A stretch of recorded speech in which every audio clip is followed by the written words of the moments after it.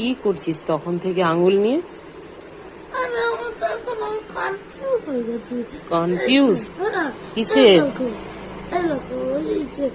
1 2 3 4 5 হ্যাঁ 6 7 8 9 10 10টা আঙুল তো দুটো হাতে তো 10টাই আঙুল থাকে। না আবার উল্টো গুনছে। কি উল্টো? কোথায়? 8 7 6 কোথায় দে আবার গুন। 10 9 8 7 6 6 6 আর 5 কত 11। 6 আর 5 11। কোথায়? দেখো দেখো 10 9 8 7 6 হ্যাঁ 5 4 3 2 1 0। উল্টো হচ্ছে।